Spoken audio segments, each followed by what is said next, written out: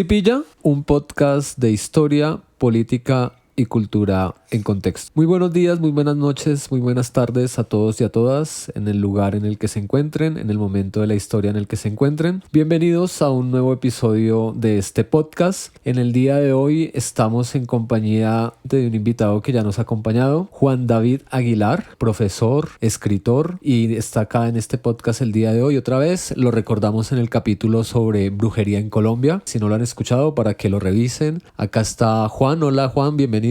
Buenas, ¿cómo estás, Hernán? ¿Cómo está nuestra audiencia querida, maravillosa de este podcast? Bienvenido entonces otra vez a este podcast. Gracias por acompañarnos. Hoy vamos a hablar de un tema bastante interesante a la luz de la historia reciente del país, pero también interesante en función de esa historia republicana que ya tiene 200 años. Vamos a hablar de algo que es el lema del escudo nacional, y entonces hoy vamos a hablar un poco de ese contexto de dónde surge esa frase que se puso de moda este año en marzo a propósito de un trino de Roberto Jairo Jaramillo, gobernador de Quindío. Hoy estamos exhibiendo el escudo nacional, el escudo que nos representa como colombianos, con dos palabras hermosísimas: libertad y orden.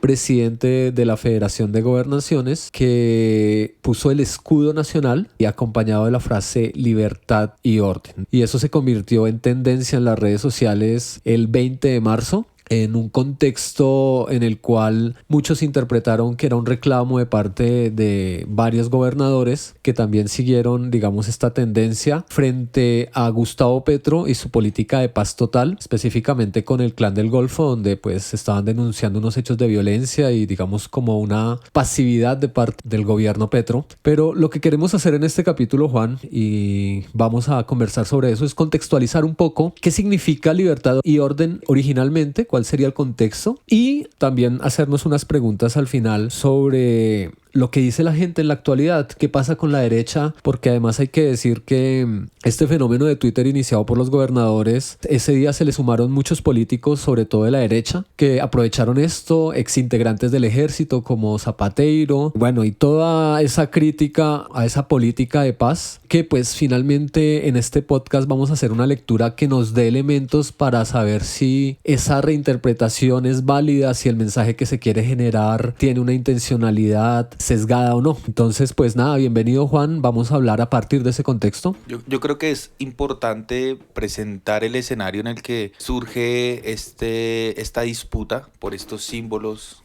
nacionales. Estamos en un cambio de gobierno, quiéralo o no. Muchas personas en este momento estamos viviendo una especie de guerra mediática en la que se intenta deslegitimar este gobierno. Es claro, muchas personas incluso no lo tienen como algo referenciado y de lo que está sucediendo, y no lo nombran como debería ser nombrado, que el nombre que se le debe dar a esto es una guerra mediática, y en esas guerras pues obviamente uno de los objetivos de toda guerra es apropiarse de los símbolos. Una forma de apropiarse de los símbolos es lo que estamos viendo en la actualidad, que creo que sería como un horizonte para esta discusión o esta conversación que vamos a tener nosotros, y es: en la guerra se intenta apropiar los símbolos, y una forma de apropiarse de esos símbolos es la reinterpretación de los mismos. Entra uno a las redes sociales y empezamos a ver que se vuelve tendencia a libertad y orden. Creo que la mayoría de personas que incluso se apropian de estos símbolos ni saben de dónde nacieron, ni les interesa saberlo, y pasa muchísimo, ¿no? Estamos hablando de que estamos en una época de la descontextualización, donde si aparece un político, por ejemplo Petro, ha sido víctima de un montón de descontextualizaciones, y pues obviamente nosotros deberíamos hablar sobre eso. Como en una guerra mediática, en este escenario en el que estamos, se intenta apropiarse los símbolos desde una interpretación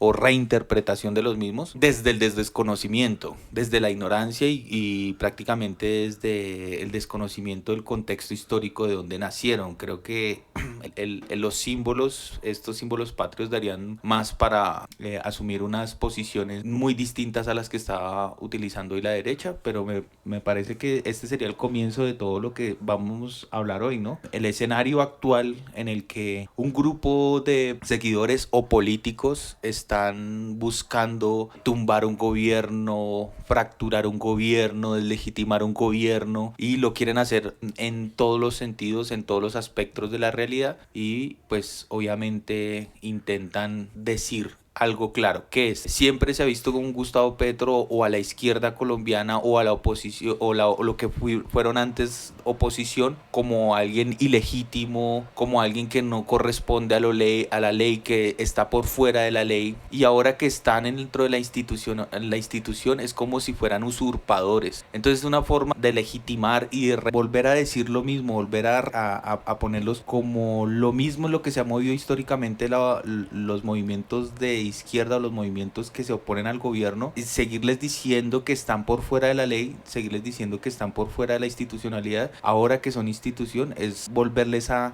meterlos dentro de desde esa línea o desde ese circuito en el que se les dice: ustedes no corresponden ustedes no pueden hacerse cargo de los símbolos, ustedes no pueden hacerse cargo de las instituciones. ¿Qué pasó? Incluso si analizamos ese símbolo cuando entra Gustavo Petro al Palacio de Nariño, vemos como la entrada de ellos es muy simbólica, porque es como si se les dijera: ustedes no pertenecen a este lugar. O sea, se lo estamos entregando como de mala gana, de mala fe, como si ellos tuvieran que salir corriendo porque entrara el usurpador. Y creo que en el fondo eso es lo que se está viviendo hoy, una forma de decirles: ustedes no pertenecen a este lugar, es volver a establecer esos símbolos patrios de libertad y orden. Que sería bueno, interesante preguntarnos de qué libertad está hablando los de derecha, de qué orden están. Entonces sería importante eso, de qué libertad y qué orden nos hablan. El orden que ellos han intentado estipular como el orden de nosotros, el orden de la derecha, el orden donde los negros no pueden gobernar, el orden en que las clases populares o una persona, por ejemplo, como Petro, que es una persona que no corresponde a los estereotipos de ellos, se sube al poder,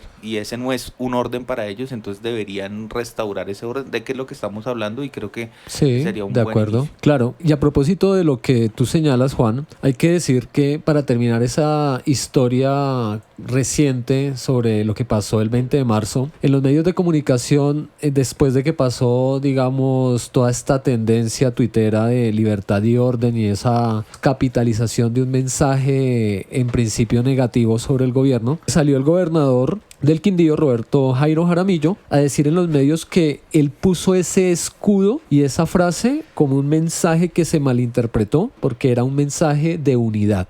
Hombre, queremos un país en libertad, pero un país con orden público, con orden en sus instituciones, con orden que podamos trabajar todos conjuntamente. Eso no es un mensaje de oposición. Yo quiero dejar claridad en eso. Eso no es un mensaje de agresión, es un mensaje propositivo y constructivo. Nosotros hemos querido ofrecer esta experiencia de 3 años en las regiones, conocedores de lo que tenemos en cada uno de los departamentos, y ofrecérselo al presidente de la República y al gobierno nacional para decirle: aquí estamos, aquí tenemos la información, queremos trabajar conjuntamente. Eso no es ningún golpe de Estado. Pero como tú lo decías, es muy importante siempre los contextos, y este podcast lo que quiere hacer en este episodio es dar un contexto, brindar elementos para que las personas precisamente entiendan un poco ese juego mediático que hay, esa cuestión que tenemos ahora con el clic, que la gente le da clic a una noticia o la pasa en una historia y ya se queda con esa primera imagen, y tenemos una sociedad que siempre está leyendo, no todos, pero digamos en un número importante se leen las noticias a partir de lo superficial, ¿no? También de lo emocional y el prejuicio, que es precisamente algo que hacen los medios de comunicación. Entonces, pues nada, nosotros vamos a hacer, este Cipilla va a hacer la interpretación histórica, pero no una interpretación a partir de lo que nosotros consideramos, sino no, vamos a ir a las fuentes, vamos a ir a esa frase de libertad y orden donde tiene origen, y en esa medida, entonces, después de darles este contexto de esto que pasó en la historia de Colombia el 20 de marzo, en términos de un gobierno que está proponiendo la paz, de una ultraderecha que quiere a toda costa deslegitimar y crear una crisis informativa, pues nada, vamos a la historia, Juan, vamos a hablar un poco de dónde surge este lema de libertad y orden, a qué punto de la historia, qué personajes, qué discursos hay ahí que podamos comunicarles de forma clara a nuestros escuchas. Bueno, es importante señalar un punto en la historia de nuestro país, Un punto que es podríamos decirlo, un antes y un después. Podríamos hablar el antes de este momento y el después, que sería, digamos, como que todo lo que Pero, estamos viviendo. ¿cuál antes y cuál después? Entonces el punto esencial yo creo que es el 9 de mayo de 1834, cuando se promulga la Constitución, donde nace el lema libertad y orden. Ese punto es crucial porque tendríamos que hablar quiénes son los sujetos que están participando en ese momento y qué es lo que está sucediendo. Ese momento es importante porque estamos hablando de que el presidente de Colombia es nada menos y nada más que Francisco de Paula Santander. Y al llegar a la presidencia de Francisco de Paula Santander, pues es consecuencia de una serie de elementos que nosotros deberíamos tener claros, enunciarlos como para poder entender lo que estaba pasando, ¿no? Nuestra independencia es una independencia particular, es una independencia que sui generis, porque digamos que son varios estados que nacen de esta independencia, y en ese marco en el que se están independizando nuestras regiones o nuestros países de ese momento, pues hay una serie de problemas y de conflictos que nos hacen pensar en qué es lo que estamos viviendo hoy. Por ejemplo, nosotros tenemos unos padres de la independencia como el señor Simón Bolívar, que es digamos como que el padre de padres que genera la independencia de todo lo que conocemos como esta gran Colombia, estos países que luego terminarían siendo repúblicas, unidos y libertados por este único señor, único entre comillas, ¿no? Porque pues hay muchos que están ahí Claro. detrás. Sí, un poco, digamos, para dar un poco más de contexto, tú pones ese periodo de la historia de Colombia, estamos hablando de el inicio del siglo XIX, las primeras 3 décadas de ese siglo XIX. Recién se ha logrado un proceso de emancipación. La batalla de Boyacá fue en 1819. Esa es, digamos, una segunda generación de próceres de esa independencia, después de las juntas independentistas con Camilo Torres, con Nariño, con Caldas, con Sea. Pero nos vamos a centrar, Juan, yo creo que es muy importante en términos de una cuestión. Y es que en 1819 se da la batalla de Boyacá. Es un triunfo de un ejército libertador, patriótico, en cabeza de Simón Bolívar, de sus generales Páez y Santander. Y un ejército conformado sobre todo por militares llaneros de origen venezolano. Y en ese contexto, cuando se gana la batalla de Boyacá, cuando se derrotan a las tropas de Barreiro, hay algo que de una vez tiene claro Simón Bolívar y, digamos, esas élites nacientes, y es que hay que hablar de un proyecto nacional. Hay que hacer una fundación de un proyecto de nación. Cuando uno mira la historia ve que la batalla de Boyacá es en 1819 y que la última de las batallas de independencia, que va a ser en 1824, pues van a pasar varios años, pero de una, rapidísimo, se hace una primera constitución. Y recordando, Juan David, que una constitución es un acuerdo. En una sociedad es un contrato, ¿no? Es un contrato social en el cual se determinan muchas cosas, y alrededor de eso es que vamos a mirar cuál es la influencia de esa ley en 1832, que viene después de una constitución. Recordémosles a nuestros escuchas que viene una constitución en 1821, que es la de Cúcuta en 1821, y después van a haber una serie de reformas, sobre todo para concebir la Gran Colombia. Va a ser muy importante lo que pasa en 1830, y pues finalmente otra constitución en 1832. Sí, 31, después 32 y llega a la del 34. Pero ahí es importante señalar cuál es la pretensión de cada una de esas cartas magnas o esas constituciones y las visiones que tendrían, digamos, una persona como Bolívar, un militar, un general, y la diferencia que tendría con Santander, ¿no? Que vuelvo y repito, es el protagonista de este lema, y al entender las dos visiones, pues entendemos también lo que está sucediendo un poco en la actualidad, ¿no? Bolívar pretende con estas constituciones tener una unidad de estos sectores que se habían independizado o que él había independizado, y su pretensión más importante es que esas naciones o esos territorios sigan siendo parte de una única nación que sería la Gran Colombia. Entonces, uno de sus objetivos con esas cartas es poder lograr una unidad. Por ejemplo, en la Constitución de 1821 en Cúcuta es un intento por unificarlos, pero quedaron descontentos, por ejemplo, los venezolanos con Páez, porque prácticamente la capital está siendo Cundinamarca, Santa Fe de Bogotá, y pues ellos como que quedan distanciados. Ahí hay un primero como discusión o problemática política que se genera a partir de esa constitución. Santander, Sí, Santander tiene otra visión que es más desde la institucionalidad, poder generar una especie como de estado donde se puedan establecer las leyes, ¿sí? Ya no es una pretensión como de unificar unos territorios, de una visión de un general, de una persona que ha emancipado un territorio, sino más bien como de consolidar dentro de un territorio X, o sea, Y, unas normas o unas leyes que nos permitan vivir como en una especie de armonía. Y esa armonía pues estaría muy influenciada por la visión que él tiene de Europa y de Estados Unidos. claro, todos ellos, ¿no? Recordemos un poco, para los que no saben, pero acá se lo contamos, lo pillamos, todo el proceso de independencia latinoamericano tiene una herencia en términos de la influencia filosófica en el pensamiento de varios eventos de la historia, ¿no? Entre ellos el movimiento de la Ilustración, que va a influir muchísimo en esa lectura de ese momento de la sociedad, de la política, el proceso logrado de la Revolución Francesa y la Revolución Norteamericana, las lecturas de ese movimiento ilustrado a la cual tienen acceso pues una élite finalmente criolla que viaja a Europa, que no sé, Antonio Nariño por ejemplo cuando traduce Los derechos del hombre y el ciudadano, empezar a entender que hay una forma distinta de ver el mundo que no es a través de ser sumisos a un monarca y de entender que pueden tener el derecho a idear una sociedad, a pensar una sociedad y a gobernarse a sí mismos, ¿no? Que eso es muy importante. Entonces, Juan, vamos a seguir un poco, voy a leer unas cosas en alusión a lo que tú has dicho sobre la Constitución de 1821 que me parece que son importantes para entender ese contexto, ¿no? Volvemos, la libertad y el orden en ese contexto particular obedece a una visión particular del mundo y a un objetivo que tienen precisamente estas figuras. Entonces, vamos a entender la importancia de una discusión en términos de Santander y Bolívar, ¿no? Entonces vamos a ver, por ejemplo,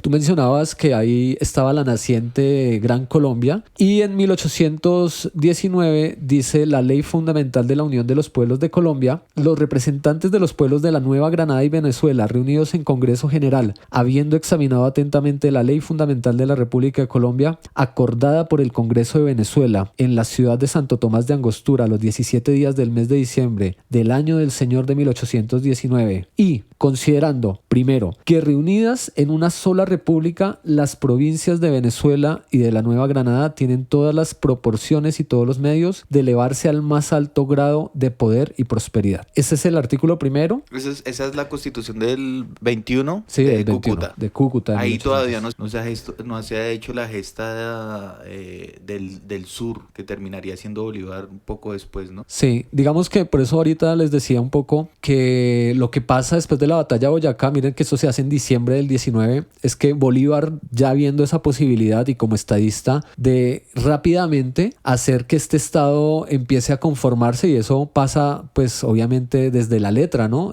Hispanoamérica por lo general y bueno, y en general el movimiento ilustrado pues está también enfocado en la legitimación a través de lo escrito, ¿no? De esos acuerdos sociales, de esos contratos. Entonces algo fundamental es, bueno, vamos a hacer una república y esa república se va a llamar la República de Colombia. ¿Sí pilla? ¿Sí pilla? ¿Sí pilla? ¿Sí pilla? ¿Sí pilla? ¿Sí pilla? ¿Sí pilla? ¿Sí pilla?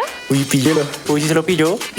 Ahí es necesario recordar que esa legitimación a partir de la escritura en Latinoamérica tiene su raíz también en lo que fue la monarquía española, ¿no? Nosotros no teníamos a un monarca en este lugar, alcanzamos a tener a un virrey, pero las órdenes que venían de España venían a través de la letra escrita, por eso la letra escrita aquí era tan poderosa y esos sellos... Y sigue siendo poderosa. Claro, es una herencia que tenemos, pero ahí podríamos ver algo que es muy colonial y es el respeto por la letra, viene por la distancia que teníamos en ese momento frente al gobierno, digámoslo así, de la monarquía española, donde tenía que hacer decretos, firmar una serie de papeles que llegaban a este lugar, a esta región, y al llegar a esta región pues obviamente tenían un peso importante, ¿no? Por un papel podría matarse a una persona o podría quitársele la tierra a las personas o se legitimaba el territorio que podría tener un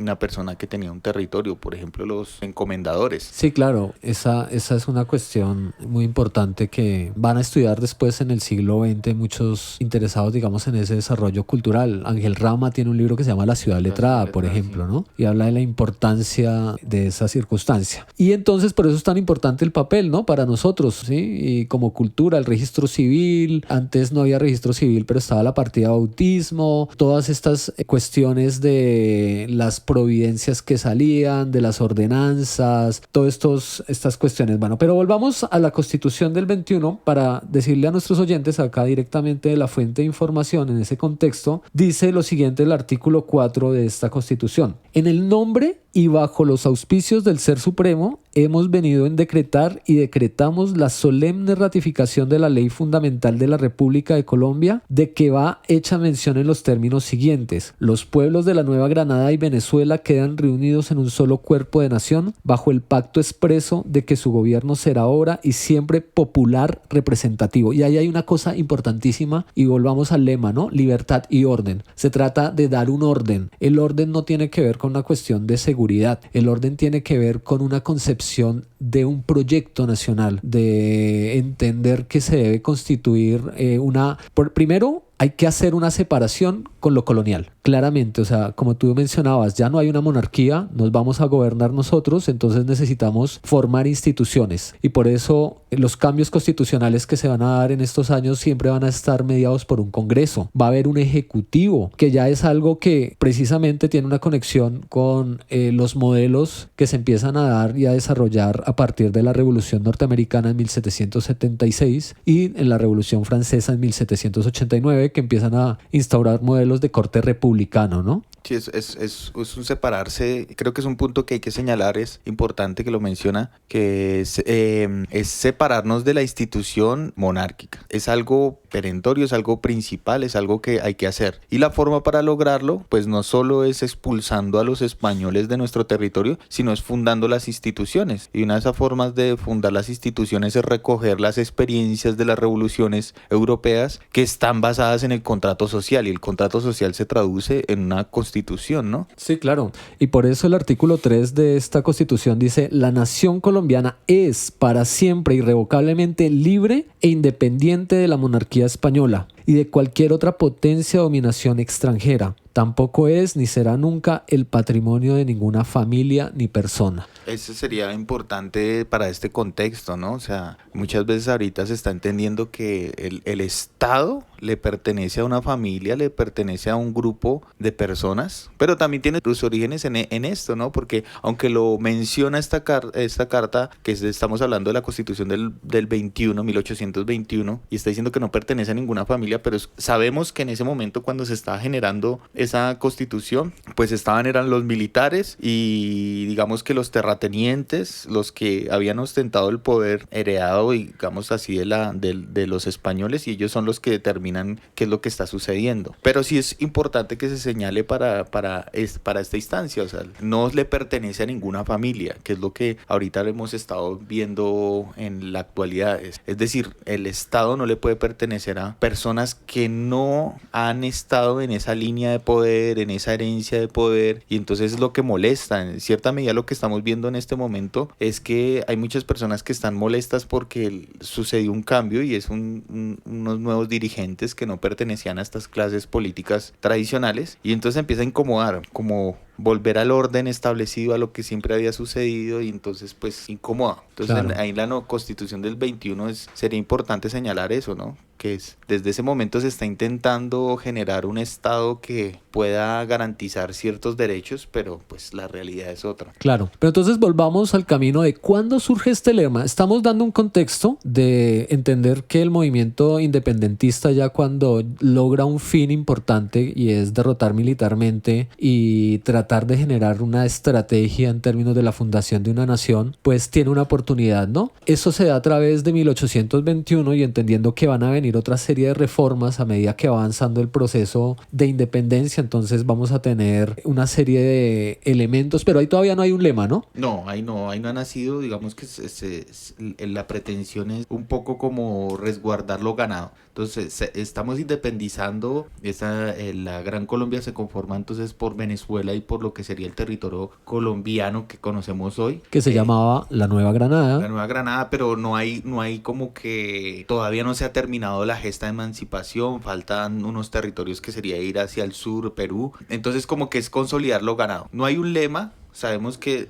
se necesita hablar de libertad porque la libertad frente a los españoles. Se hace esa constitución como ya ganamos este territorio, entonces tenemos que preservarlo. La mejor forma de hacerlo es a través de un congreso donde se genera una carta magna, una constitución para poder salvaguardar lo ya ganado. Claro, pero entremos a hablar un poco de la parte de la libertad, si te parece, y después hablamos del orden. Tú has dicho la libertad de los españoles, ¿no? Entonces hay un proceso que quiere ganarse la libertad, emerge otra clase, una élite para gobernarse a sí mismo y gobernar a los habitantes y pobladores de estas naciones en ese momento en el siglo XIX, estos proyectos nacionales que nacen, pero la libertad también tiene un trasfondo filosófico, ¿no? Que está determinado por un movimiento ilustrado, el más grande, el más importante pues es la Revolución Francesa, el proceso de independencia norteamericano, que va recogiendo unos valores que precisamente son parte de la ilustración en la medida en que hay una sociedad que concibe que la razón, por ejemplo, nos da la posibilidad de progresar, y en esa posibilidad de que en el ejercicio del pensamiento la misma sociedad pueda mejorar, ¿no? Y lo que significa la libertad para nosotros en esta época no tiene que ver con lo que significaba, o bueno, sí hay unas conexiones evidentemente de qué significa ser libre, pero recordemos que en esa época va a haber una discusión acá en la Nueva Granada sobre la libertad de vientres. Hay personas que van a estar en contra de esa promesa de Bolívar de que los nacidos después de tal fe de 1843 pues sean considerados hombres libres. Están todas las dinámicas esclavistas heredadas del reino español. Está también esas contradicciones de la misma Revolución Francesa de quiénes podían ser libres o no. Entonces ahí cuando se está poniendo en cuestión la fundación de un país, en ese caso pues lo que era la Capitanía de Venezuela, la Nueva Granada, pues se está poniendo también en cuestiones, bueno, ya estamos libres, pero ahora quiénes van a ser libres y en qué circunstancias van a ejercer sus derechos. La Revolución Francesa tiene contradicciones tan grandes como que los únicos que se podían considerar libres eran los blancos, las mujeres no tenían tampoco ese acceso o esa concepción en la libertad. Hubo unas luchas también de las mujeres en el siglo XIX en el marco de la Revolución Francesa, esa cuestión de decir como todos los hombres deben ser libres menos estos, que ahí hay una serie y ahí se pone en cuestión eso, ¿no? Sí, eso lo resume un pasaje de Alejo Carpentier, en un pasaje de una novela. Venían las personas que iban a hacer la libertad, pero venían con un instrumento y era la guillotina, ¿sí? Que venían con sus ideas, con los libros, toda esta filosofía liberal, pero al lado venía la guillotina. Yo no creo que sea una contradicción, yo creo que es un momento histórico muy particular en el que, por ejemplo, no se tenía una noción clara sobre lo que era esa libertad y quiénes estaban ahí participando dentro de esta libertad. Estos movimientos los hizo una oligarquía, un grupo de poder en nuestras naciones, y pues estas ideas que nosotros estamos comentando como la libertad vienen de la libertad entendida como nosotros la entendemos, por ejemplo, la libertad del ciudadano independientemente de su raza, independientemente de su credo, son digamos que ya ahorita muy recientes. En su época, la libertad de la que están hablando ellos pues, se podría caracterizar porque es independencia del yugo español, que sería la monarquía, y la libertad que tiene que ver con las ideas liberales. Las ideas liberales tienen una característica y es de un grupo de oligarcas, de una pequeña, si se podría llamar burguesía, aunque no cabe la palabra, pero estaban haciendo, digámoslo así, una naciente burguesía, sí, con unas ideas que tienen que ver sobre la razón, sobre lo que es la importancia del contrato social, estas ideas de Rousseau, de Montesquieu, de estos pensadores que se están planteando una nueva sociedad en la que no se debe reinterpretar lo que son las nociones del hombre frente a la ley. La ley siempre había estado establecida por la monarquía en términos religiosos, en términos de una iglesia católica que era la que establecía bajo una interpretación que ellos solo podían hacer. Aquí aparece la secularización y estamos hablando de personas que saben leer. Por ejemplo, acá es muy curioso que todas estas personas que hacen las gestas de independencia son personas que saben francés, están leyendo estos textos de la Revolución Francesa de primera mano en su lengua y están haciendo una reinterpretación. Lo mismo que pasó en Europa. En Europa la Biblia solo se podía leer por un sector en una lengua determinada. Aparece Lutero y Lutero la traduce al pueblo, entre comillas, al alemán, y es lo mismo que estamos haciendo nosotros acá. estamos secularizando la información, pero para una élite determinada, ¿no? Entonces esa libertad pues creo que no es contradictoria, sino es particularidad en un contexto determinado. La libertad que ellos están hablando es poder recibir la influencia europea, poder entenderla, poder asumirla y poder hacerla real en este lugar. Ahora, en ese liberalismo también está otra idea, y es la de la ciencia como una solución a los problemas. La ciencia también tiene que ver con la tecnología, y es cómo vamos a tecnificar nuestras naciones, cómo vamos a permitir que venga esa tecnología que están haciendo. Hay un gran auge, hay una gran expectativa frente a esa tecnología, y pues obviamente es contradictorio la tecnología con las ideas monárquicas, ¿no? Entonces como que nosotros queremos hacer una independencia para poder tener una tecnología, industrializar el país, y pues no cabría unas ideas que nacen desde la monarquía. Entonces creo que la libertad pasa por esos fenómenos. Pero igual hay que considerar que la libertad tiene un trasfondo precisamente que parte de esa racionalidad, de ese modelo que se está desarrollando a partir de estos fenómenos. Y hay algo, Juan, muy importante en este contexto, y ya que tú hablas de lo liberal, porque precisamente eso va a entrar en juego también entre la concepción de quienes siguen a Santander o a Bolívar. Y está primero algo que se llama el positivismo, que tiene que ver también con lo que tú estás diciendo, con esa creencia en la lógica, en la naturaleza, en el estudio de las cosas, en la ciencia, en esa idea del progreso que nos permite mejorar en la historia, obviamente con las influencias desde Hegel, Kant, todo este pensamiento ilustrado, y que acá en Latinoamérica llegan en ese fenómeno del positivismo. Y vamos a ver que en Latinoamérica como estamos en eso, estamos tratando de explicar como que hay un debate en función de cómo fundar un proyecto nacional. Pero en medio de ese debate hay algo que se llama civilización barbarie. Porque además hay que señalar que estas élites que se independizan de Fernando VII, en el caso de en el caso de todas las colonias latinoamericanas, pues empiezan a pensarse un proyecto donde dice, bueno, ya nosotros somos los ilustrados, pero acá la gente no sabe leer, pero acá están los indígenas. Hay debates importantísimos para los que los quieran revisar, como el que se da en Argentina entre Rosas y Sarmiento.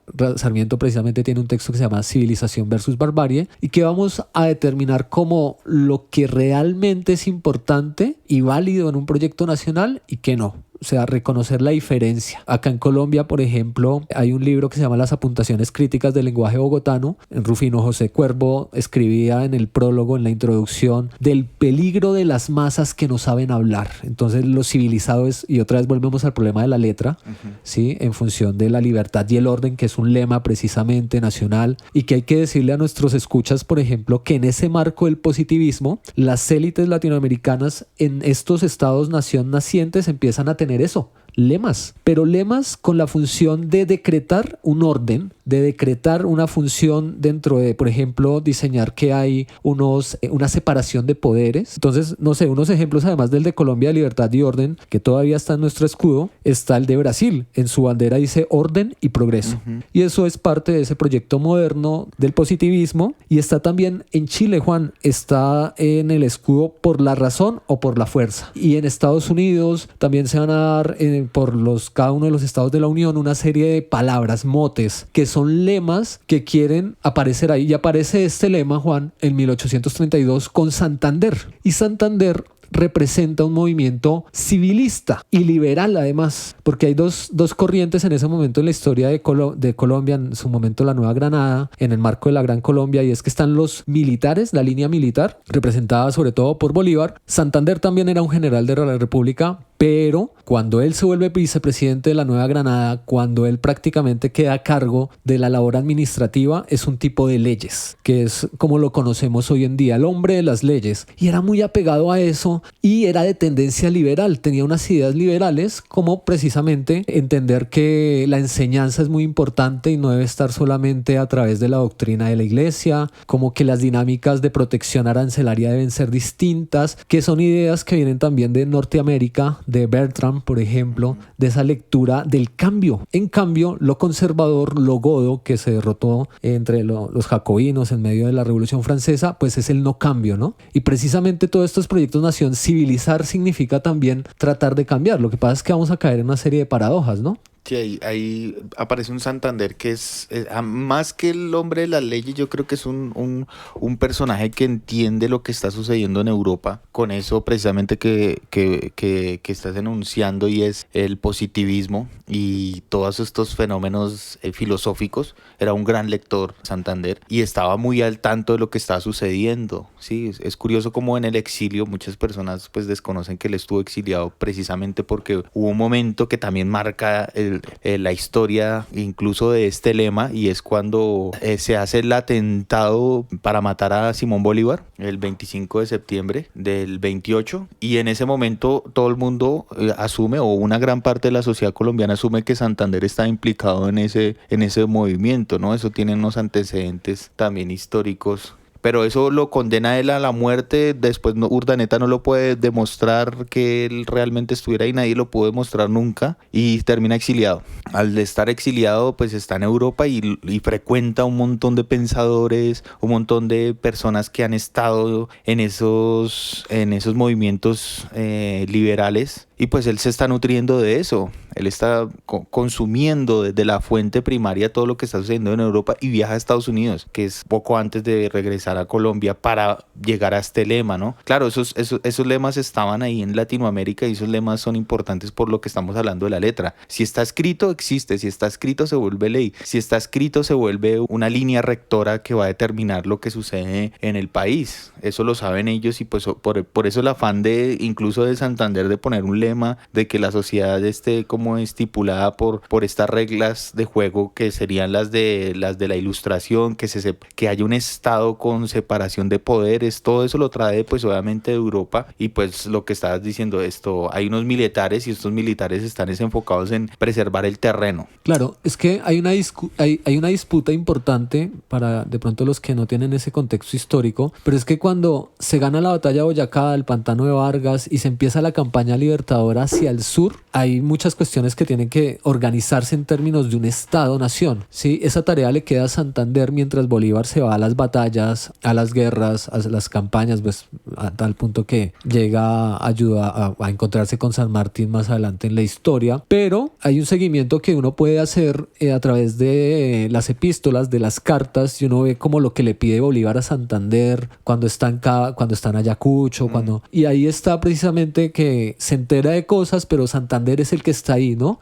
Tratando de organizar cómo funciona, por ejemplo, la financiación de la guerra, que eso es importante en un Estado. Sí. Cómo se elige un Congreso. ¿Quién está autorizado para ser parte en el ejercicio de la política? Que algo que decías tú, y es que en estas constituciones se establecen que los únicos que pueden tener participación en política, o sea, hay una configuración y una idea de ciudadano, son aquellos que saben leer y escribir, porque es muy importante también en esa tendencia de garantizar la participación. ¿Quién tiene una propiedad sobre la tierra? ¿Quién puede mostrar unos recursos? Y eso pues tiene que ver también con un orden, ¿no? Con una configuración, porque el orden hay que entenderlo como eso en ese contexto particular. Como va a ser reinterpretado, pues eso es distinto, pero a la luz de la historia el orden tiene que ver con eso. Sí, hay una relación ahí directa, y lo menciona, usted lo está mencionando, es el ciudadano, o no podríamos llamarlo ciudadano, porque el ciudadano es algo que todavía, digamos, incluso en Colombia es difícil de señalar, y se ve en evidencia esa disputa por esos conceptos del pueblo, del ciudadano, porque todavía no los tenemos muy en claro. Es el caso de, por ejemplo, Francia Márquez, que mucha gente ahorita sale esa visión que todavía recoge lo que estamos hablando en este momento históricamente, y que ella no puede hacer ciertas cosas porque parece ser que no es un ciudadano.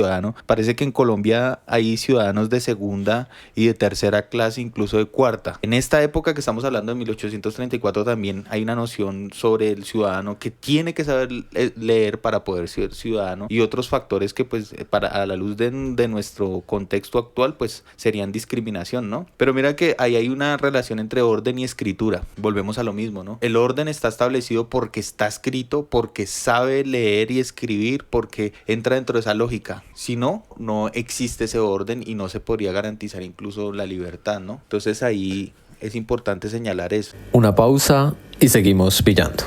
En este episodio un saludo especial para Felipe Umbarila, Daniela Muñoz, Steven Torres y JJ Muñoz, amigos de la Chucua Records y su podcast Relatos Ñeros, que recién han terminado su segunda temporada. Un saludo y agradecimiento también para John Hernández en Chicago, Cristian Franco en Bogotá, mecenas de este podcast. Recuerden que si quieren aportar a este proyecto pueden revisar nuestro Instagram, @cipilla_podcast. En las historias encontrarán la forma de hacerlo. Vamos a la ley, Juan, si te parece. En ese contexto en el que tú dices que vuelve el exilio Santander, recordemos que Santander vuelve el exilio porque Bolívar muere en diciembre de 1830, porque Bolívar renuncia al poder, digamos, lo último que hace es como tratar de acceder al poder a través de la Constitución, declarándose dictador vitalicio, pero pues hay una serie de pugnas también entre seguidores bolivarianos, santanderistas, y en ese contexto pues Bolívar inicia como un exilio hacia Europa, pues que no logra porque muere en Santa Marta, en la quinta de San Pedro Alejandrino, y hay unos herederos políticos, Urdaneta, que queda con Caicedo en la presidencia, que pues finalmente invitan a Bolívar, pero Bolívar les dice como no, yo seguiré mi viaje, pero vuelve Santander.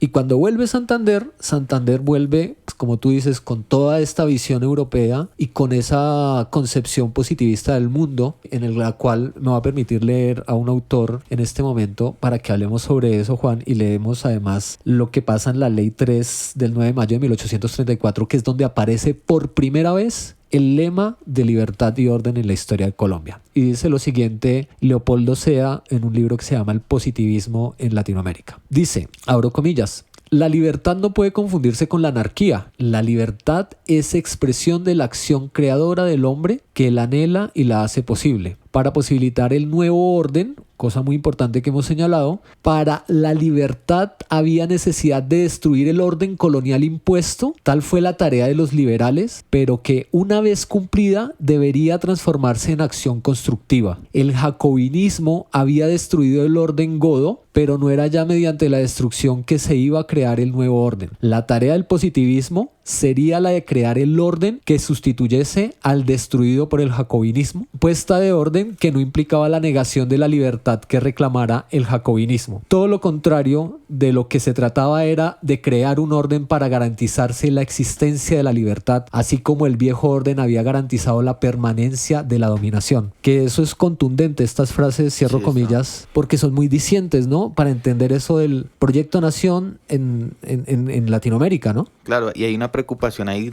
digamos que en la discusión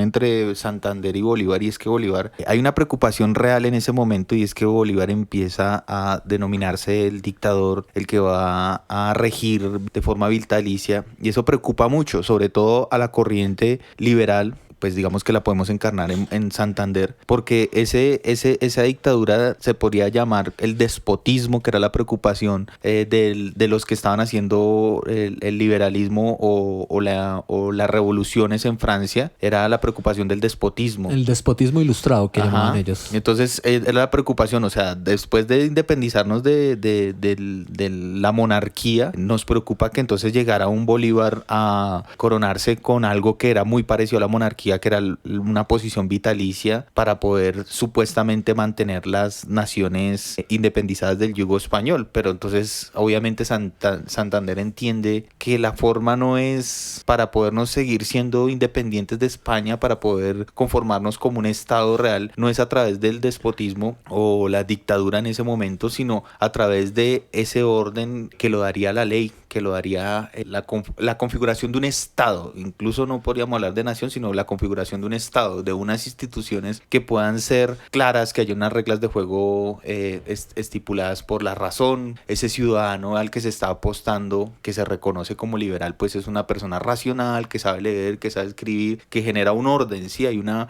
fe en eso, en que la persona que tiene una educación, digámoslo así, puede llegar a resolver sus problemas de forma racional a través de los consensos, a través de los congresos, y pues es el orden que intentan establecer, ¿no? Es un orden no es un orden como ahorita se intenta meterle a las malas, que es un orden como el que... Orden igual a seguridad. Seguridad, orden igual exacto. a no, o sea, no violencia, militarización. Por ejemplo, sí. el orden que ahora estamos hablando es un orden de militarización en el que la sociedad se siente resguardada de problemas internos, mientras que lo que se estaba exigiendo en ese momento de la historia es establecer unas reglas de juego e instituciones sólidas. Por ejemplo, ahorita se dice que hay una falta de institucionalidad, cuando uno podría leerlo de otra forma. Se está incluso generando muchísimo más institucionalidad a permitir que varios sectores de la población estén participando, donde se generan discusiones, donde se habla de otras cosas que prácticamente nunca las habíamos hablado. Nunca habíamos hablado de si una vicepresidenta puede viajar en un helicóptero o no con su esposo. Por ejemplo, se están llevando al escenario. Eso me parece que es vitalizar la democracia. Pues hay otra lectura, ¿no? Que dicen que eso no lo se podría hacer, que es algo que es en contra de lo que la ley, pero si revisamos, pues obviamente no está afectando realmente la ley. No hay una ley sobre eso. Claro. Entonces, te invito, Juan, a propósito de eso del orden, a mirar primero, y creo que esto es fundamental de entender, en cualquier configuración de esa época, desde la Revolución Norteamericana, sobre todo, el símbolo. Hay una cosa muy importante y me va a permitir leer lo que sancionó el Congreso cuando Santander era presidente, la ley 3 del 9 de marzo de 1834, que designa las armas y el pabellón de la República. El Senado y la Cámara de Representantes de la Nueva Granada, reunidos en el Congreso, decretan, y lo que vamos a escuchar, lo que me va a permitir leer es pues, la configuración de unos símbolos. El pabellón, el blasón, ¿sí? El escudo, cuál es el lema, qué representa, porque lo que pasa con los símbolos es que los símbolos sirven para unir, para unificar, para configurar un sentido en el que las personas crean, que tengan una idea sobre el espacio, sobre el territorio, sobre unos valores específicos. Por eso es que es tan importante esto del lema, Juan, en ese momento. Entonces, dice el artículo 4 de esta ley que estará el escudo sostenido en la parte superior por una corona de laurel de verde pendiente del pico de un cóndor, con las alas desplegadas, y en una cinta ondeante asida del escudo y entrelazada en la corona se escribirá sobre oro con letras negras este mote, y la palabra mote, que significa lema para reconocer algo, para reconocer a alguien. El mote es 2 puntos y entre comillas está escrito libertad y orden. Y tiene que ver con toda esta noción de proyectar precisamente unos valores, un modelo de nación, unas ideas liberales, como lo hemos señalado constantemente. Pero es la primera vez que aparece un lema y que, pues miren ustedes, 200 años después vuelve a aparecer en medio de esta configuración de las redes sociales, de las polarizaciones, de la falta de información, de torpedear los mensajes, de oscurecer, descontextualizar. Entonces ahí tenemos, digamos, esa importancia de entender, ¿no? Sí, ahí está hablando, eso es prácticamente el Santander de esa ley, que ha viajado por Europa, ha leído un montón de personas, filósofos, pensadores de su momento, y sabe que pues tiene que nombrar la casa. Ha viajado por un montón de países, de naciones, y él va mirando y va referenciando y diciendo, esto es lo que hacen ellos. Una forma de hacerlo es no solo tener leyes, sino tener símbolos nacionales. Entonces es curioso porque el cóndor, que es Cundinamarca, ya lo ponen en el escudo. Ya está diciendo, nosotros nos diferenciamos, por ejemplo, de los venezolanos a partir de ese cóndor, que es un ave que es nacional, que no es el águila que intentaban establecer los españoles en los escudos anteriores, sino ya es un cóndor, y está estableciendo ya como unas especies de nombres, el mote para esta nación, libertad y orden, que corresponde, eso es algo que hay que enfatizar, a la idea liberal de lo que debería ser una nación y al orden establecido por las leyes y por la palabra escrita. Entonces creo que es importante, porque después nos va a permitir analizar lo que sucede en la actualidad, ¿no? Sí, lo del cóndor es muy importante. Hay unos textos que uno encuentra, unos documentos que hablan de esta configuración que se ha dado del escudo nacional, de este símbolo, y hay datos curiosos, Juan, como que en determinados momentos de la historia el cóndor miraba hacia la izquierda, y eso fue mal visto por una élite conservadora, y después se hizo el cambio para que el escudo tuviera el cóndor mirando más hacia la derecha, siempre también mirando y revisando el tamaño de las figuras, dónde están, la disposición, y de eso pues hay varios textos que uno puede encontrar que hablan de la historia de esos cambios. Por ejemplo, yo no sabía, Juan, el escudo de Bogotá el actual de Bogotá, era el escudo nacional en determinado momento, porque era el de Cundinamarca, por ejemplo. Sí, con el águila, ¿no? Con el águila. Eso es muy español, que a muchas personas también en su momento les molestó porque pues el águila no representa nuestra tradición, ¿no? Es un problema también incluso de la heráldica, que a otros que los son... blasones y la... A mucho profesional en esos términos también le molestaba un cóndor. Un cóndor dentro de la heráldica es como que no cuadra, no molesta un poco. Pero me parece que también es un gesto muy maravilloso en términos de independizarse y de construir unas ideas de nación y de identidades que podrían servir, ¿no? Aunque como hemos visto, nosotros como nación no podemos hablar como una unidad, como un grupo homogéneo, sino pues estamos hablando de que todavía estamos en unas disputas que incluso nos remiten a la época de la independencia. Estamos hablando que lo que estamos viendo hoy es muy parecido a lo que se vivió en su momento, en esos momentos de la independencia de nuestro país.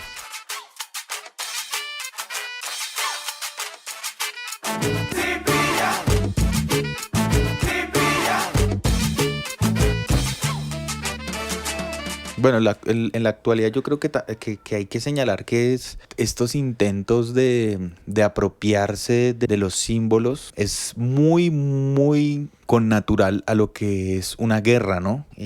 Apropiarse de esos símbolos es establecer quiénes son los que son autores, quiénes son los que son los verdaderos, como los que tienen verdaderamente los derechos para poder hablar de. Los que tienen el derecho para poder decir esto nos pertenece. Entonces ahí pues seguimos en esa disputa. Los símbolos nacionales, ¿a quién le pertenecen? ¿Le pertenecen a una élite? ¿Le pertenecen a el común de la sociedad? Entonces seguimos viendo que las discusiones todavía no terminan, ¿no? No sabemos quién es un pueblo, por ejemplo. Hay personas en la élite colombiana que consideran que el indígena no es un ciudadano. El indígena es un ciudadano de segunda o tercera categoría, que sus derechos están determinados por los intereses de esa élite colombiana. Entonces es muy, muy difícil construir en un escenario así, porque pues primero tendríamos que establecer las reglas de juego y ese orden nacional, ¿no? Y ese orden nacional no tiene que ver con el orden de una élite. El orden de una élite es lo que está en cuestión, o sea, cómo estas élites tratan de precisamente generar una única visión de país, ¿sí? Y no una visión donde lo que prime es pues entender que hay diferencias, ¿no? Que creo que es lo más importante y lo que tratamos de entender en un contexto como el que se está dando en Colombia en la actualidad, donde pues está emergiendo un racismo con toda su fuerza, donde las disputas políticas están pasando por una discusiones a veces que solamente tratan de desviar la atención de lo fundamental, que ahí hay un papel de la élite. Volviendo un poco a la historia de Colombia, Juan, y para dejarlo ahí y empezar a preguntarnos cosas, Colombia a partir de Santander y Bolívar en el siglo XIX va a tener 9 guerras civiles. La última de ellas va a ser la Guerra de los 1000 días, con la consecuente pérdida de Panamá. Pero esto un poco para decirles a los que están pillando este capítulo, ya han llegado hasta este punto, que siempre durante el siglo XIX va a haber una disputa por una visión de país. Una visión que pasa por si somos centralistas, si somos federalistas, si somos conservadores y queremos que todo está bien. Tuvimos un vicepresidente Acaro, que quería volver a unirse con España, por ejemplo, en determinado momento, que tenía una nostalgia de monarquía, bueno, todo ese tipo de cosas, y que son actuales porque finalmente vemos, van a venir cosas tremendas en nuestro contexto que se van a resolver de modo violenta, y al día de hoy seguimos en unas disputas por un modelo de país. Sí, claro. Porque hablar de cambio o no cambio es hablar de un modelo de país. Sí, ahí hay una pelea que no se ha terminado, una guerra,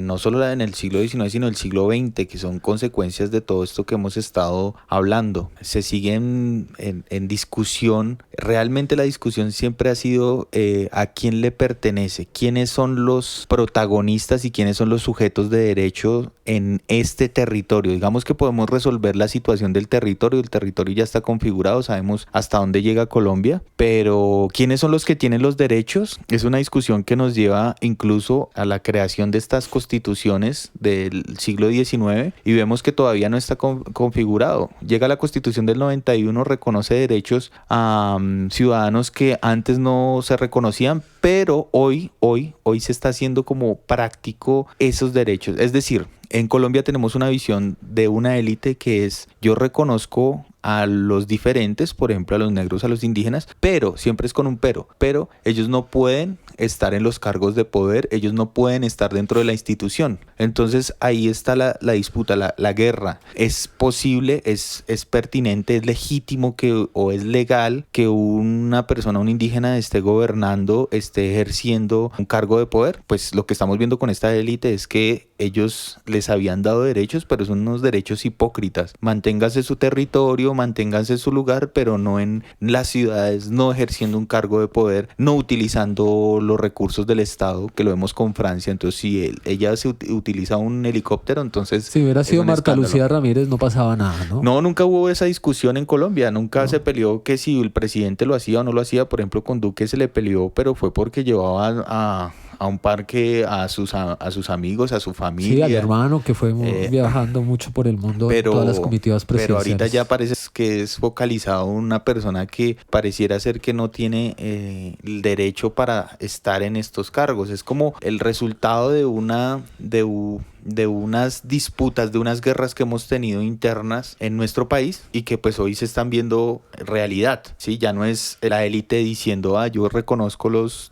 derechos de estas personas, pero lejitos. Como eso es muy, muy de la élite colombiana, ¿no? Como los queremos tan lindos ustedes, pero lejos. ¿Sí pilla, perrito? ¿Sí pilla? ¿Sí pilla? ¿Sí pilla? Juan, te propongo que para cerrar este episodio nos hagamos un par de preguntas. Lo primero, les contamos a nuestros oyentes que antes de grabar este episodio hemos revisado Twitter y hemos escrito las palabras libertad y orden y seguían apareciendo publicaciones, ¿sí? Ya ha pasado bastantes días, pero entonces ahí, eso dice mucho también, ¿no? Entonces yo encontraba publicaciones de hace 1 hora, 11 minutos, 15, donde uno piensa que como que eso ya no es, o sea, ya no está presente en las tendencias, pero se sigue hablando porque se están moviendo unas opiniones en este contexto particular. Pero entonces hace válido este ejercicio de contextualizar. Ya vimos y tratamos de darles elementos a nuestros escuchas sobre qué significa libertad y orden. Pero entonces ahora preguntémonos, Juan David, ¿qué se entiende hoy por libertad y orden? ¿Qué es lo que deberíamos pensar o digamos cuál sería la perspectiva con la que un ciudadano normal en su ignorancia puede o no puede asumir este lema? ¿Qué pasa ahí? ¿Qué está en juego, Juan? Pues hay dos visiones, digamos, es que volvemos a lo que hemos estado hablando, y es que hay una guerra, hay una disputa por los símbolos, y esa disputa por los símbolos no es simplemente un objeto o una imagen, sino es una realidad. Se está peleando una realidad. Por un lado está la élite, que considera que el orden es el que siempre se había establecido. Es como conservar el orden. Entonces, cuando sale una persona a decir libertad y orden, está diciendo, hey, hay unos usurpadores. Personas que no pertenecen a lo que debería ser el gobierno están ingresando. Entonces, ahí pelea y ellos se ponen bravos porque una Francia Márquez está supuestamente usurpando lo que a ellos le pertenecería, ¿sí? Y la libertad, bueno, y hay otra visión ahí dentro de esa élite, y es el orden tiene que ver con la militarización, con una seguridad democrática que pues estableció Uribe, cuando no ha existido. Eso es una falacia, ¿no? Estamos hablando de que el territorio nacional siempre ha sido... ni seguro ni democrático. Ni seguro ni democrático, y le ha pertenecido a diferentes organizaciones armadas. La persona que va a Arauca se tiene que entender es con los helenos, o sea, nada que hacer, ahí ya no gobierna el Estado colombiano hoy día, nunca ha sido un territorio que le pertenezca al Estado realmente. Entonces estamos hablando de esa libertad, de ese orden, que es el orden que ellos siempre han considerado,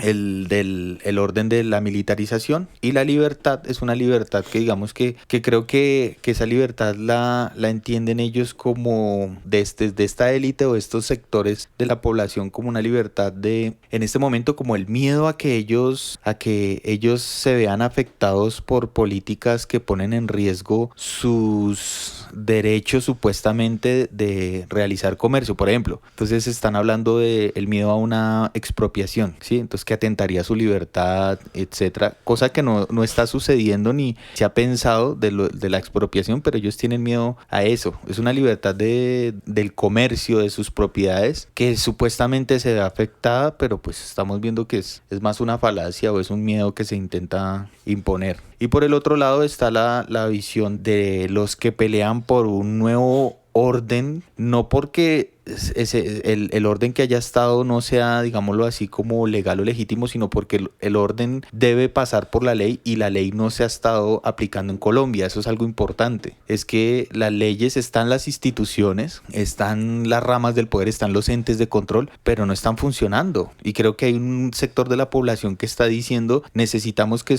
esta institucionalidad realmente funcione. Sí, que es curioso porque ahorita todo el mundo está preocupado por la institucionalidad, los periodistas peleando por la institucionalidad, pero llevamos en un país que ha sido carente de institucionalidad. La Procuraduría no ha funcionado porque es una Procuraduría de bolsillo, la Fiscalía siempre ha sido bolsillo, entonces están preocupados por ese orden, volvemos otra vez, que ellos siempre han concebido. Para el colombiano es normal que un corrupto robe, que el corrupto esté en el poder, pero desde que sea de la élite, ¿sí? Desde que sea un sector. Cuando se ven amenazados es cuando ven que otra persona está entrando dentro de su propio negocio, dentro de su propia corrupción. Entonces ahí es como esa disputa entre esos dos sectores que vemos hoy en día. Sí, yo creo que es claro, digamos, haciendo una lectura más profunda y compleja de lo que pasa en Colombia, es que a través de la utilización otra vez del lema del escudo nacional, pues lo que se quiere es sesgar, manipular y desviar la atención sobre cuestiones centrales que pasan en este país, como es seguir hablando de la paz, de las grandes reformas que se están dando en el Congreso, de que la gente, pues no sé, últimamente uno ve como mensajes en contra de reformas como la laboral y la salud, desde unas cosas a veces que pues uno no puede creer que las personas las piensen, pero pues es así, ¿no? Como que lo creen porque no profundizamos a veces, como que lo que se quiere generar en las noticias que a uno le dé pesar, como en términos por ejemplo de la reforma laboral. Yo miraba como que las noticias que sacaban Caracol o RCN o Blue Radio o W era como pobrecitos los empresarios porque les va a tocar pagar más y eso va a ir en contra de la generación de empleo, pero entonces es como ponerle a uno a pensar como, sí, pobrecito el empresario, no, pues que no me paguen las horas extras, como que no me den calidad laboral y sigamos así. Y eso tiene que ver, para seguir actualizando esto, con esa idea de orden. La idea de orden, Juan David, me parece que tiene que ver con lo conservador finalmente. Sí, claro. Hay una paradoja y es que ahorita hablábamos de que nace como una idea liberal, ¿sí? De organizar algo, pero finalmente en la historia de Colombia, y se comprueba fundamentalmente con un hecho histórico, me voy a ir otra vez al pasado, y es con aquello que se llamó la regeneración. En la última constitución de Colombia antes de la 91, que fue la de 1886, que duró más de 100 años también, y pues que un proyecto regenerador de volver, de no cambiar, de restablecer relaciones con el credo, de volver a una educación que no es laica y solamente es manejada por lo religioso. El orden empieza a tener esa concepción, ¿no? Ya cuando hay una élite establecida, cuando han pasado más de 70 años desde los procesos independentistas, pues llega una figura como Rafael Núñez, y acá me permito citar otra vez a Leopoldo Sea, y dice lo siguiente, que a Rafael Núñez dice: en Colombia el problema a resolver será también la anarquía que no parecería tener otra solución que el orden armado, que va a ser lo que pasa en el siglo XX en Colombia. El autor de la reforma regeneradora por la educación lo será aquí Rafael Núñez. Núñez ocupará él mismo la presidencia de la República en 3 ocasiones. Para él la política era la de, abro comillas, del orden y la libertad fundada en la justicia, cierro comillas. Y hay otra frase muy diciente: el país, había dicho en 1868, ha llegado a tal punto de decadencia fruto de la intranquilidad que es preciso empezar la grande obra de la regeneración. Y acá uno ve que eso tiene otra vez una repercusión actual, como estamos en un gobierno que se dice ser el gobierno de cambio, que gana unas elecciones proponiendo un cambio, pero no, libertad y orden, porque es mejor el orden que es no cambiar, ¿sí? No aceptar la diferencia, no aceptar que haya paz en el país, no aceptar que se reconozcan derechos, que se hagan reformas estructurales profundas, que se desestablezca un poco el status quo de ciertos gremios, ¿sí? Que se piense de un modo distinto, ¿no? Sí.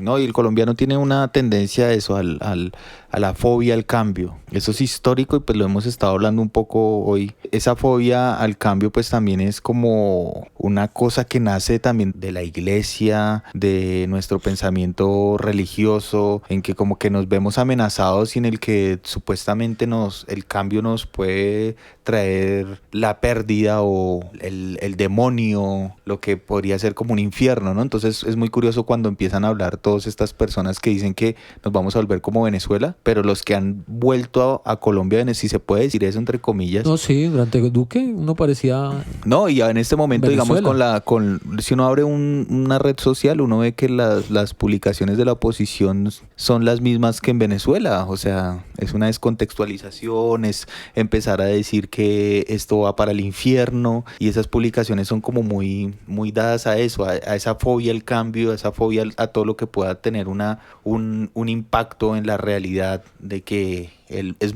mejor el malo conocido que el bueno por conocer. Entonces como que reformas, vamos a hacer unas reformas, es el momento de hacer reformas. Creo que todos tenemos una noción en Colombia de que hay que hacer unos cambios, pero creo que hay un sector que dice esos cambios así no. Los cambios los tiene que hacer una persona de la élite, y esos cambios no tienen que afectar a esa élite, y tienen que ser unos cambios suaves, no pueden ser unos cambios radicales, no pueden ser unos cambios que realmente se sientan en la cotidianidad. Entonces como que es muy curioso que nosotros seamos las personas que estamos hoy peleando por o el orden o el cambio, y esa visión de orden es una visión no sé, me parece como el de un colegio, como el del rector, que el del papá que le fastidia que pinten las paredes de la calle, que se resiste a que hayan personas que están, no sé, fumando marihuana en la calle, que es como una visión, no sé, como traumatizada de lo que podría ser el cambio, que si uno se pone a revisar lo que estamos hablando,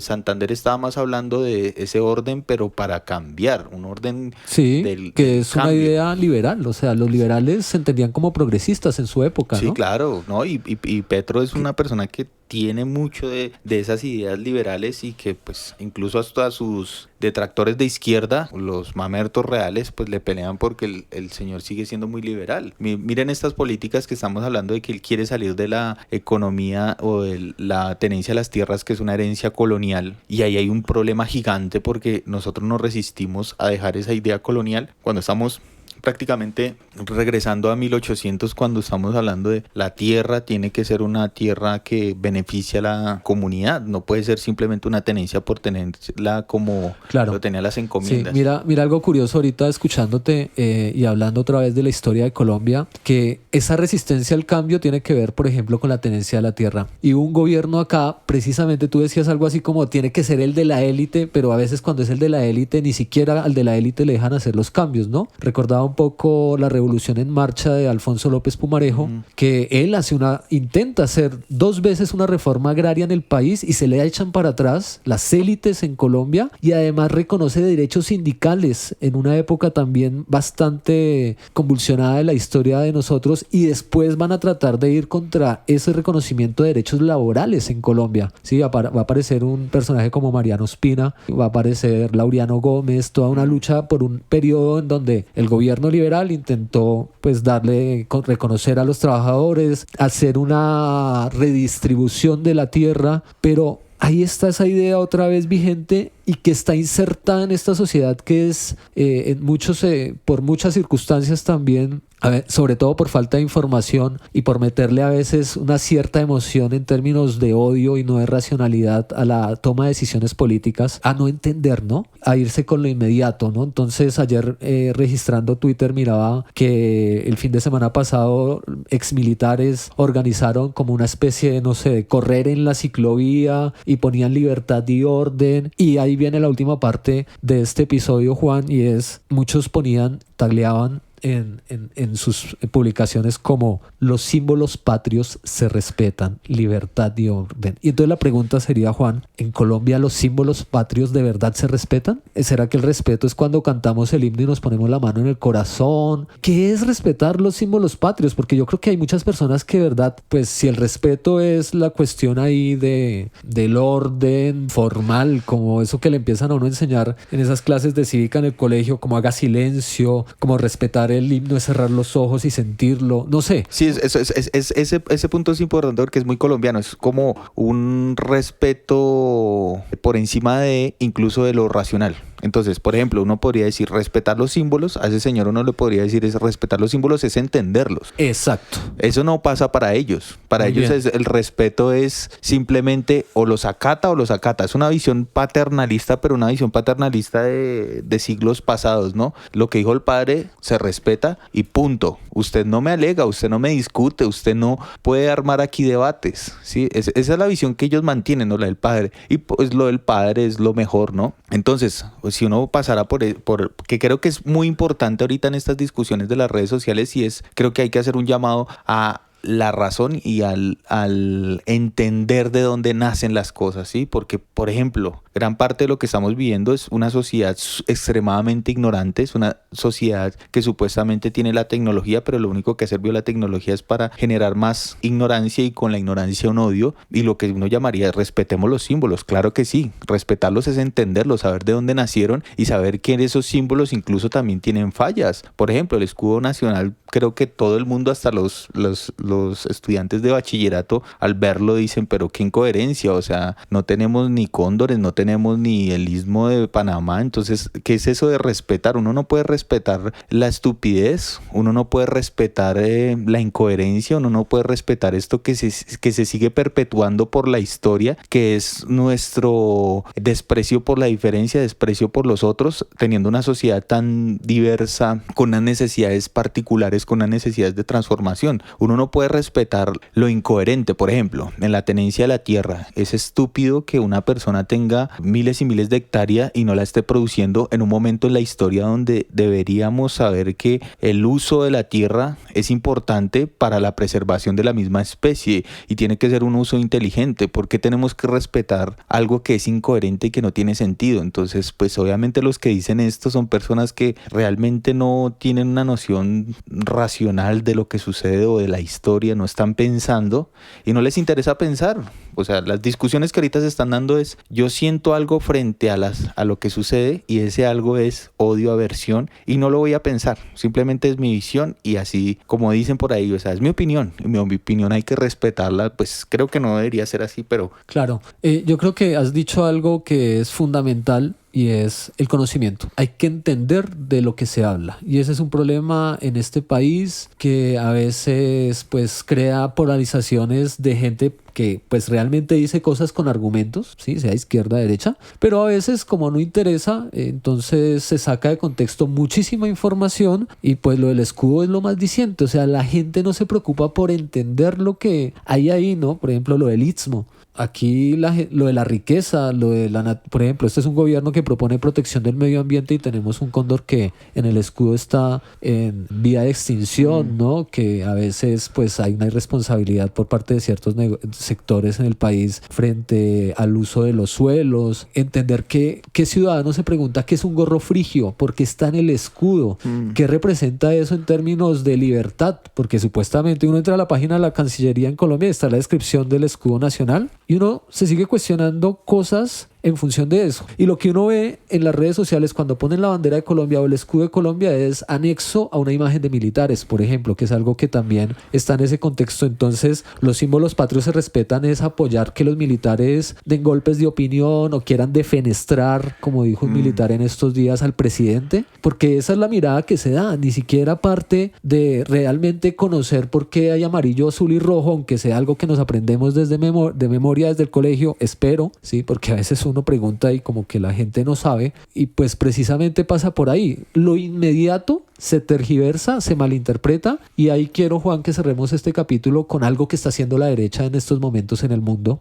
a propósito de estos lemas, a propósito del escudo, y es una reinterpretación de los símbolos que tienen un origen diferente para manipular información, para volver a ganar seguidores, que eso es lo que está haciendo Vox en España, por ejemplo, que pues cuando uno ve a María Fernanda Cabal reunida y hay una derecha internacional nacional como que quiere volver a tener seguidores, pero a partir de la desinformación, de la reinterpretación sesgada de estos símbolos. No, y ahí digamos que para cerrar se podría hablar que al hablar de estas publicaciones que dicen libertad y orden, implícitamente están diciendo que lo que está sucediendo en este momento y los protagonistas de lo que está sucediendo en este momento son enemigos de la nación, son enemigos del Estado. Es como al enunciarlo, al ponerlo, digamos, como que sale un militar como diciendo hay que defender la libertad y el orden, es poner de manifiesto de que hay una amenaza frente a eso y que los enemigos de ese país, de esa nación, pues son los que están hoy en el poder. Es decir, Gustavo Petro, los del Pacto Histórico, Francia Márquez, y pues la gente lo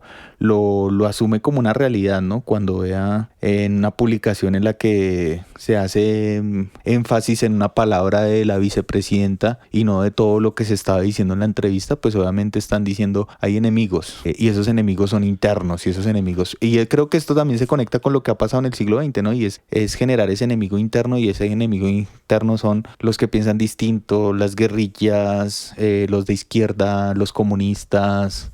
Es como un círculo vicioso que no se cierra. Sí, ahorita estoy a propósito, Juan, en el Twitter. He entrado y pues uno descubre que está, por ejemplo, Gran Firmatón Nacional este sábado 27 de mayo, consulta popular, si defendemos numeral libertad y orden. Entonces, y están y uno sigue mirando esto. Entonces otra vez, miren, esto es del 19 de mayo, los signos patrios se respetan, libertad y orden, otra vez el escudo, y lo único que genera pues es, no sé, como hacer insistente un mensaje, ¿sí? Hay juicio político a Gustavo Petro, libertad y orden, o hay un video muy famoso que anda circulando del general Zapateiro saliendo, trotando, y el ejército trotando en la ciclovía, como que se tienen que preparar y están listos, ¿sí? Para la libertad y el orden, ¿no? Y volvemos a lo mismo, lo guerrerista ahí, ¿cierto? Sí. La libertad es la guerra, entonces eso no puede pasar en una sociedad que no puede vivir de esa inmediatez y de esa falta de contexto y de pensar lo que está pasando en términos históricos también en esta Colombia reciente, ¿no? Que todos los días tiene una noticia distinta, ¿no? Que hay paz, que no hay paz, que se negocia, que la reforma cayó, que hay corrupción, que funciona, que no funciona, pero que se está capitalizando de parte de una derecha, pues que lo único que quiere es deslegitimar a través del caos, ¿no, Juan? Ahí hay otra cosa que hay que señalar, y es que en el pasado paro nacional, en las protestas, vimos algo muy simbólico de parte de las personas que querían el cambio, y era poner la bandera al revés. Y eso le molestó a muchas personas, ¿no? Ah, sí, señor. Eso tiene que ver con lo que está sucediendo porque digamos que se están disputando los símbolos de una nación, y ahí salió un montón de personas, estudiantes que incluso no tenía, que ponían en su loguito de la imagen que aparecían conectados en la pandemia, pues las banderas al revés. Eso a mucha gente le molestó porque lo que están diciendo es como se están metiendo con lo sagrado, se están metiendo con lo más sensible, lo más vital de nosotros. Pero volvemos a esa misma conclusión. Puede ser muy sensible, puede ser muy sagrado, pero si lo sensible y sagrado está mal, hay que cambiarlo. En cambio están las otras personas que dicen no, eso hay que mantenerlo, y lo importante es mantenerlo porque es nuestra tradición, porque siempre ha sido así. Y Colombia, yo creo que llegó un momento en el que tenemos que revisarnos. Muchas cosas que estaban sucediendo en el país han sucedido durante muchas generaciones, y eso hay que cambiarlo. Puede ser lo más sagrado, puede ser lo más vital. Es una lucha que pues pasa incluso por lo religioso, ¿no? Por una sociedad que ha sido muy eclesiástica, si se podría decir la palabra, y muy creyente en un Dios que pues también tiene sus implicaciones incluso coloniales, ¿no? Entonces pues no sé, creo que es importante reconocer ahorita esa guerra mediática que hay en la apropiación y la interpretación de los símbolos como una herramienta política y de guerra bélica, porque creo que detrás de esto puede haber un golpe de estado, puede haber masacres, guerras, que esto no es tan inocente. Bueno, las masacres no han terminado como los hemos visto en los últimos capítulos de Cipilla, pero sí, digamos que siempre está esa tensión en esta historia reciente, sobre todo a la luz de lo que ha pasado en Ecuador, de lo que ha pasado en Perú, de la posibilidad de, bueno, algunos están hablando de un golpe blando, pues hay golpes de opinión, y esperemos que no, pues que precisamente el ejemplo que debe dar la oposición política en Colombia sea respetar el ejercicio democrático, ¿sí? Que este gobierno tenga la garantía de estar 4 años y que si viene uno de derecha, pues que venga uno de derecha como siempre han estado, que si viene uno de centro izquierda, pero que respeten pues esos acuerdos sociales que tienen ese origen en esos siglo XIX, en esa ilustración del siglo XVIII, que han sido vigentes hasta en estos días en diferentes espacios donde hay estados que dicen ser democráticos, pero pues presentan muchas contradicciones, y entre ellos pues el colombiano, con un conflicto que parece no terminar, con una violencia, con desplazamiento, con dramas que no acaban, con una violencia que pues finalmente no es percibida por las ciudades ni por las redes sociales, a pesar de que las redes sociales movilizan mucho esta información, pero pues no están finalmente en el espacio concreto donde está este sufrimiento, ¿no? Pues bueno, yo no soy tan optimista porque creo que estos grupos no sea pesimista, por favor. No, digamos que es como una realidad, ¿no? Que es